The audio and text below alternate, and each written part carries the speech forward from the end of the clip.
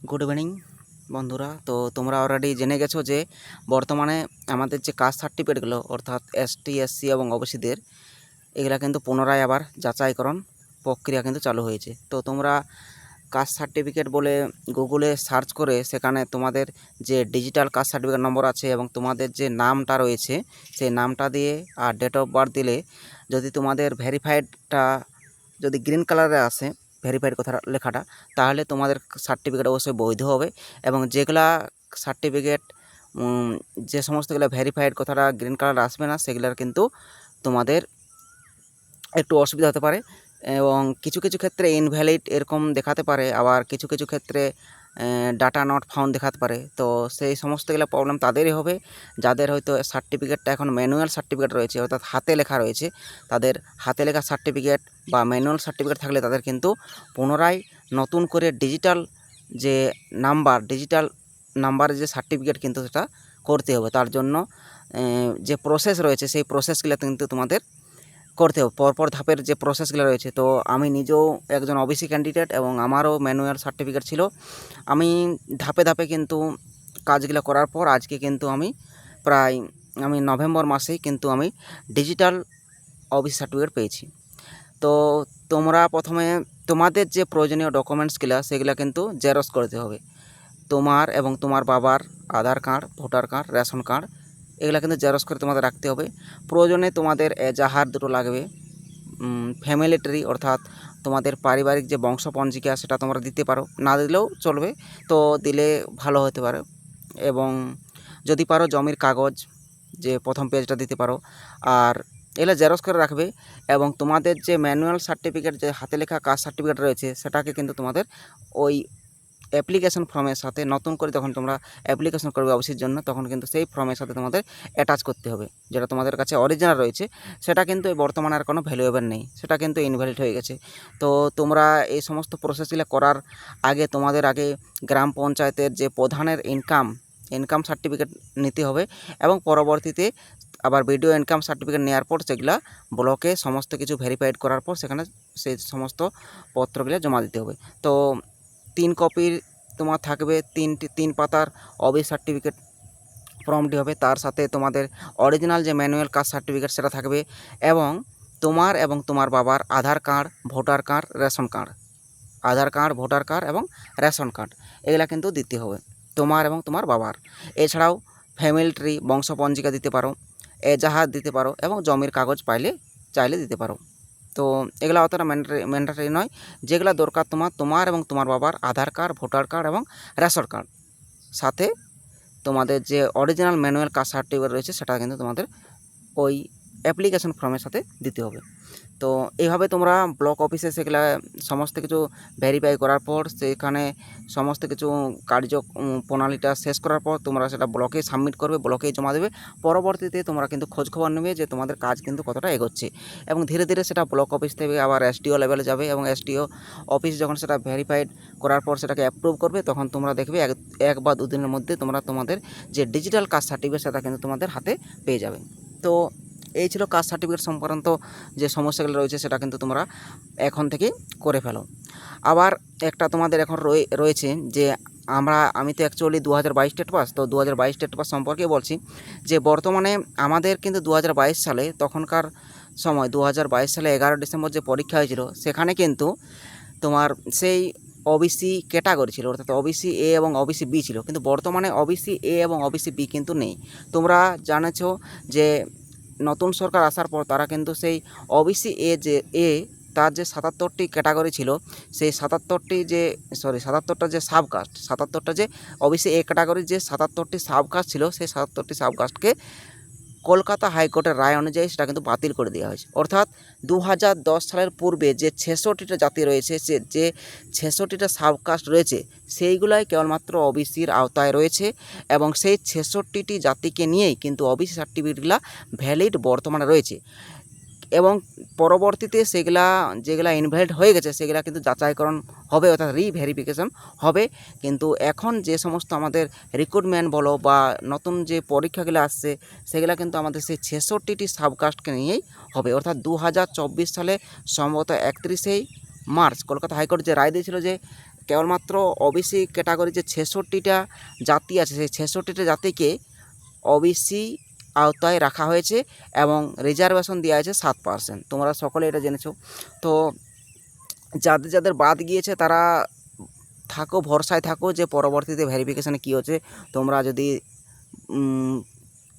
বৈধ হয় অবশ্যই তোমরা আসতে পারবে, আর তোমরা যদি অবৈধ হয় তাহলে তোমরা কিন্তু এখান থেকে বাদ যাবে।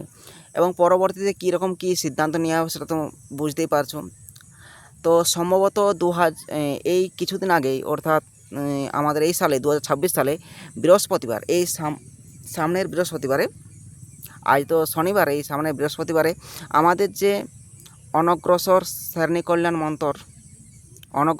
কল্যাণ দপ্তরের যেটা ST SC OBC যেগুলা যে সমস্ত কাজগুলো যে দেখভাল করে, সেই মন্ত্রী মাননীয় সম্মানীয় ক্ষুদিরাম টুডু মহাশয় তিনি কিন্তু বলেছেন যে সমস্ত সার্টিফিকেটগুলো অবৈধ তাদের কিন্তু টেট পাস সার্টিফিকেট বাতিল হতে পারে।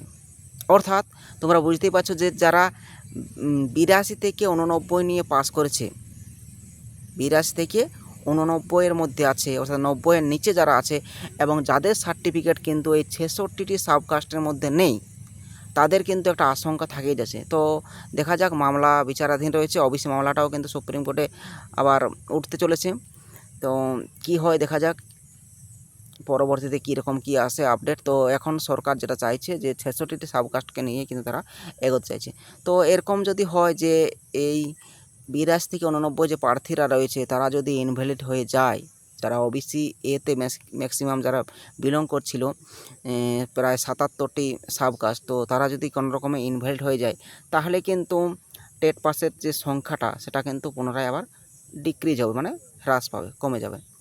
তো বর্তমানে তোমরা জানো যে 2025 সালে সেপ্টেম্বর মাসে আমাদের প্রথম নোটিফিকেশান আসে এবং পরবর্তীতে 2025 সালেই 19 নভেম্বর সম্ভবত, 19 নভেম্বর থেকে 9 ডিসেম্বর পর্যন্ত আমাদের ফর্ম ফিল আপ হয় এবং ফর্ম ফিল আপে দেখা যায় যে ম্যাক্সিমাম সবচেয়ে হচ্ছে 58,000 কিন্তু অ্যাপ্লিকেশন জমা পড়ে।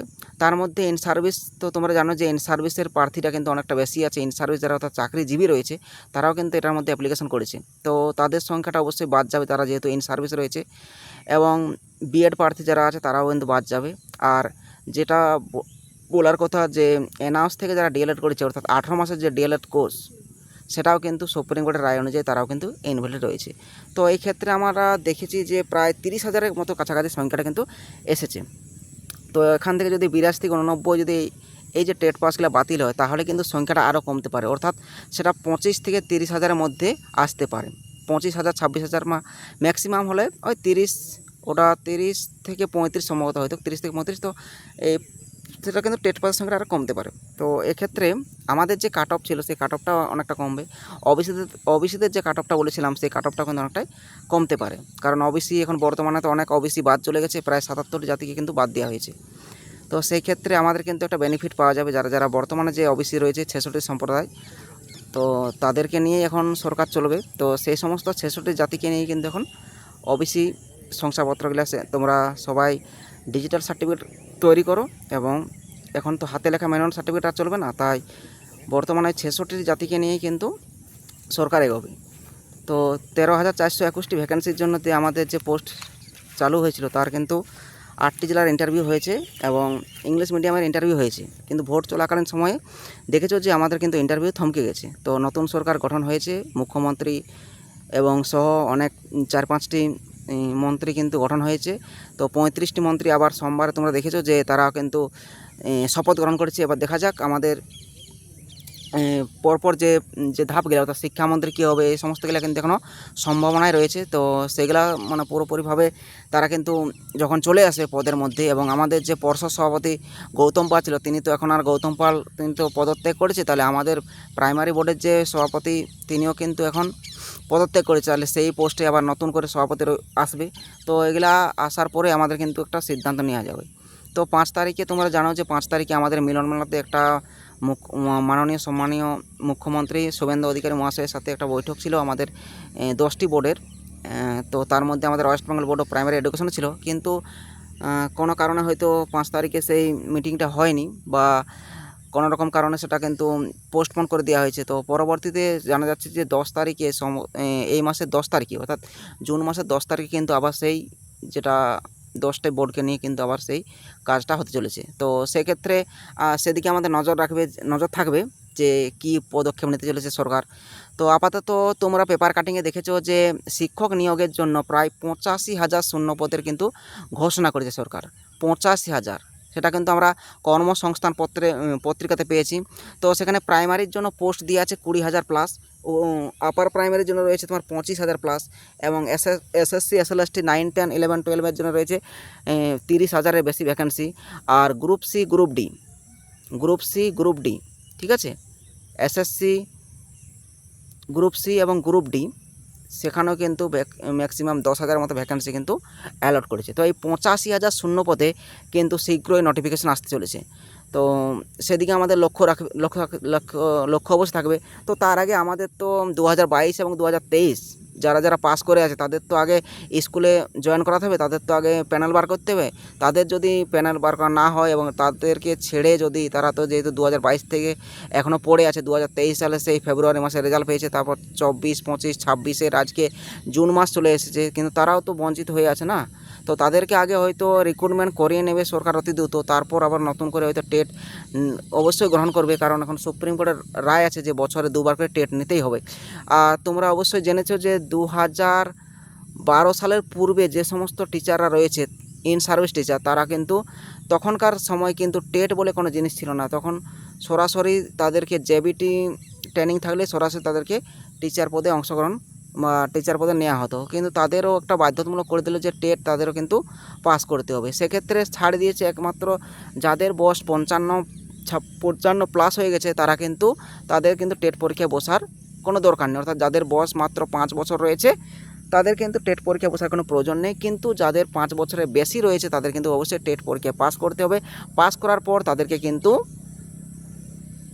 আবার পুনরায় তাদের চাকরিটা বহাল থাকবে, নচেত কিন্তু তাদেরকে স্বেচ্ছায় পদত্যাগ করতে হবে সেই শিক্ষকতার চাকরির থেকে। তো এরপর আমাদের বলেছে যে 12,000, প্রায় 12,000 মতো তোমার ডাব্লিউপি কনস্টেবল কিন্তু অতি শীঘ্রই তোমার নিয়োগ করা হবে। কলকাতা পুলিশের 4,000 প্লাস এটাও কিন্তু নিয়োগ করা হবে। এগুলো কিন্তু খুব তাড়াতাড়ি হবে, ম্যাক্সিমাম ধরো ডিসেম্বরের মধ্যে কিন্তু এগুলো সব কমপ্লিট হয়ে যাবে। যে সমস্তগুলো অনগোয়িংয়ের মধ্যে আছে সেগুলো ডিসেম্বরের মধ্যেই হয়ে যাবে, যেটুকু মনে হচ্ছে যেটা ডিসেম্বরের মধ্যে কিন্তু ক্লিয়ার করে দেবে সরকার। কারণ 2027 সালে তারা নতুন করে চাইবে যে আমরা বড়সড় আবার নিয়োগ প্রক্রিয়ার মধ্যে যাব, বড়সড় ভ্যাকেন্সিতে বড়সড় নিয়োগ প্রক্রিয়াতে নতুন করে পরীক্ষা নিয়ে আবার তারা তাদের যে রূপরেখা সেটা কিন্তু প্রদর্শিত করতে চাইবে। এগুলা তো পূর্বের সরকারের ছিল, তা পূর্বের সরকারের পেন্ডিং ছিল, সেই সমস্ত প্রক্রিয়া চলছিল। তো তার জন্য এগুলাকে হয়তো অতি দ্রুত তাদেরকে রিক্রুটমেন্ট দিয়ে তাদেরকে স্কুলে যুক্ত করে বা তাদেরকে কাজের মাধ্যমে তাদের যে দক্ষতা, তাদের যে একাডেমিক, তাদের যে ইন্টারভিউ সমস্ত প্রক্রিয়াগুলো করার পর তাদের যে প্রাপ্ত প্যানেল সেই প্যানেল প্রকাশ করবে এবং প্যানেলের মধ্যে যারা আসবে তাদের চাকরিটা কিন্তু কনফার্ম হবে। তো এই ছিল আজকের বিষয়। আর তোমরা বলছিলে যে যদি তোমার ধরো এখন যদি 82 থেকে 89 পাওয়ার টেট পাস প্রার্থী যেটা 2022 এবং 2023 সালে রয়েছে, তো এগুলা যেগুলা তোমার বাদ যাবে, এসটি বলো, অনেক তো অবৈধ এসটি রয়েছে, অনেক অবৈধ এসসি রয়েছে এবং অনেক অবৈধ কিন্তু ওবিসিও রয়েছে, যারা কলকাতা হাইকোর্টের নিরিখে তারা কিন্তু বাতিল হয়ে গেছে। এবং আমাদের রিক্রুটমেন্টটা যেহেতু 2024-এর পরে হয়েছে, তো 2024-এর 31শে মার্চ পর্যন্ত কিন্তু তারা সেফ জোনে ছিল।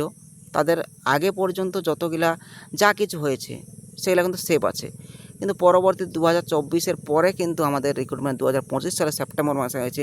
সেদিক থেকে আমার মনে হয় যে কিছু একটা হতে পারে। তো দেখা যাক, সেদিকে আমাদের চোখ থাকবে কী হবে কী হবে না। তো যে সমস্ত ওবিসি প্রার্থীরা বা ওবিসি ভাই বোনেরা রয়েছে যারা 82 থেকে 89-এর মধ্যে রয়েছে, তাদের মধ্যে একটা আশঙ্কা কিন্তু থেকেই যাচ্ছে।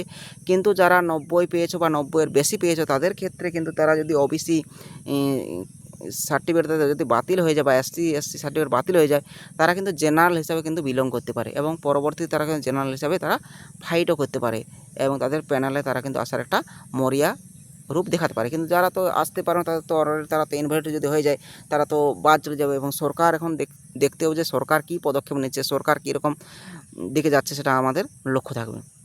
তো আমাদের যেটা দেখলাম যে ক্ষুদিরাম টুডু সম্মানীয় মন্ত্রী আমাদের অনগ্রসর শ্রেণী কল্যাণ দপ্তরের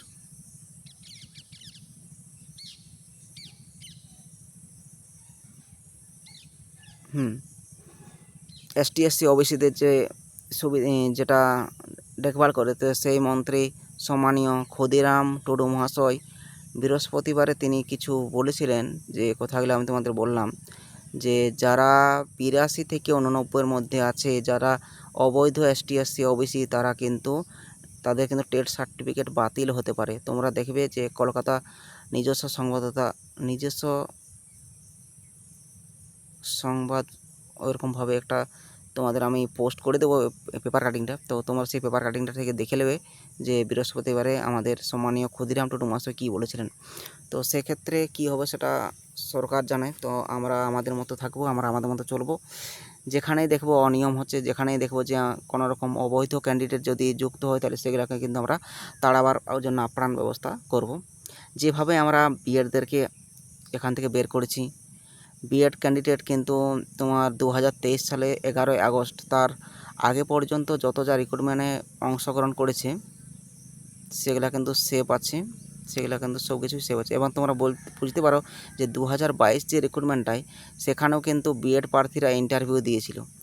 এবং তারপর যখন 2023 সালে 11ই আগস্ট 2023 সালে 11ই আগস্ট যখন তোমার রায় দিল সুপ্রিম কোর্ট যে বিএডরা কিন্তু আর 1 to 5 এর জন্য, অর্থাৎ প্রাইমারি 1 to 5 এর জন্য এলিজিবল নয়, তখন কিন্তু ওয়েস্ট বেঙ্গল বোর্ডের তরফ থেকে নোটিশ দিয়ে জানানো হলো যে তারা কিন্তু আর আমাদের এই প্রসেসের মধ্যে আসতে পারবে না। দেখো তারা ইন্টারভিউ দিয়েও কিন্তু তারা ওখান থেকে বঞ্চিত হয়েছিল। এবং এখানে আমাদের 2022 সালে অনেক রকম অবৈধ এসটি এসসি ওবিসি রয়েছে, যারা কিন্তু ভুয়ো সার্টিফিকেট দেখিয়ে পাস করেছে। এবং তোমরা দেখেছো যে 2024 সালে 31শে মার্চ কীভাবে কলকাতা হাইকোর্ট বলেছে যে 2010 সালের আগে পর্যন্ত যতগুলা যে 66টা সাবকাস্ট রয়েছে, সেই সমস্ত 66টা সাবকাস্ট নিয়ে কিন্তু সরকার পর্ষদ চাইলে কিন্তু কাজ করতে পারে। কিন্তু তৎকালীন আমাদের প্রাক্তন মুখ্যমন্ত্রী মাননীয়া মমতা বন্দ্যোপাধ্যায়, তিনি কিন্তু আবার সেটা চ্যালেঞ্জ করে সুপ্রিম কোর্টে যায়। এবং আমাদের নতুন সরকার আসার পর কিন্তু সেই যে মামলাটা সেটা কিন্তু তুলে নেয়, তারা কিন্তু সেই মামলাটা থেকে তুলে নেয় এবং তারা 100 রোস্টার দিয়ে জানিয়ে দেয় যে আমাদের ক্ষেত্রে ওবিসি এবি বলে কোনো কিছু থাকবে না, সেখানে শুধু ওবিসি আর রিজার্ভেশন থাকবে 7%। তো এটাই হচ্ছে নতুন 100 রোস্টার, এবং এই অনুযায়ী এবারে রিক্রুটমেন্টগুলো কিন্তু হবে। ঠিক আছে, তো এক্ষেত্রে দেখো এবার আমরা কর্মসংস্থান পত্রিকাতে দেখেছি যে প্রাইমারির জন্য ভ্যাকেন্সি রয়েছে 20,000 প্লাস। তো আমাদের তো 13,421টি ভ্যাকেন্সি দেওয়া হয়েছিল, এবং দীর্ঘ অনেকদিন আবার আটকে যাওয়ার কারণে আমাদের হয়তো যদি ওই ভ্যাকেন্সিটা দেয় 20,000, তাহলে সেক্ষেত্রে আমাদের কাট অফটা কিন্তু আবারও 1-2 বা 1-1.5 করে কমতে পারে। তো সেদিকে লক্ষ্য থাকবে যে কী হচ্ছে। তো সম্ভবত সামনে 10ই জুন একটা আমাদের বর্তমান যে মুখ্যমন্ত্রী মাননীয় শুভেন্দু অধিকারী মহাশয়দের সাথে 10টি বোর্ডের আবার একটা সভা রয়েছে। তো সেই সভা থেকে জানা যাবে কিছু না কিছু, এবং পরবর্তীতে 22শে জুন আমাদের বাজেট পেশ হবে, সেখান থেকেও অনেক কিছু জানা যাবে। অর্থাৎ সর্বোপরি বলা যায় যে কিছু না কিছু 22 ইন্টারভিউ রিলেটেড কিন্তু এই মাসের মধ্যেই তোমরা দেখো 3rd বা 4th উইকে কিছু না কিছু তোমরা আপডেট অবশ্যই পাবে আমার মনে হয়। বা সম্ভবত এই মাসের শেষের দিকে কিছু না কিছু নোটিফিকেশান কিন্তু আমাদের জন্য আসতে পারে। তো বন্ধুরা এই পর্যন্তই।